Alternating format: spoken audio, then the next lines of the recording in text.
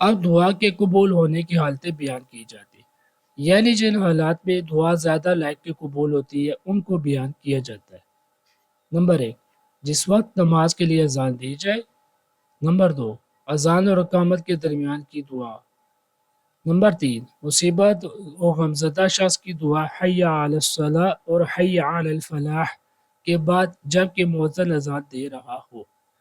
Number 4، اور میدان جہل میں جب صف باندھے ہوئے ہوں۔ نمبر 5، اور جنگ کے وقت جب مومن اور کافر ایک دوسرے کو قتل کر رہے ہوں۔ اور نمبر 6، اور فرض نمازوں کے بعد۔ نمبر 7، اور سجدہ کی حالت میں۔ نمبر 8، اور تلاوت قرآن شریف کے بعد۔ نمبر 9، خصوصاً ختم قرآن کے بعد اور خاص کر قرآن مجید ختم کرنے کی دعا۔ نمبر 10، اور زمزم کا پانی پیتے وقت۔ نمبر 11، میت کے پاس حاضر ہونے کے وقت۔ نمبر 12، مرغ کی آواز کے وقت۔ نمبر 13، اور مسلمانوں کے جمع ہونے کے وقت۔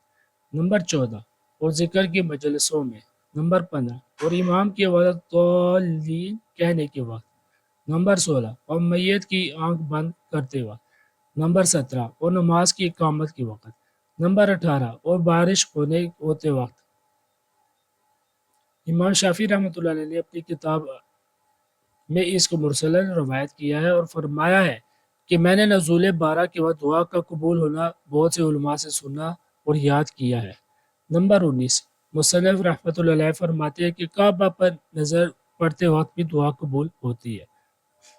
نمبر 20، سورہ انعام میں ایک ساتھ 2 مرتبہ لفظ اللہ آیا ہے، ان دونوں کے بیچ میں دعا قبول ہونا مجرب ہے۔ مصنف رحمۃ اللہ علیہ فرماتے ہیں کہ ہم نے بہت سے علماء سے اس آیت کریمہ میں دونوں اسم جلالہ کے درمیان دعا کی قبولیت کا آزمودہ ہونا سنا ہے اور یاد کیا ہے، اور حافظ حدیث عبدالرزاق زغنی نے اپنی تفسیر میں شیخ حماد مقدسی سے اس مقام پر دعا کی قبولیت کی تصریح نقل کی ہے۔ تو یہاں تک ہم نے دعا کی قبول ہونے کی حالتوں کے بارے میں سیکھا۔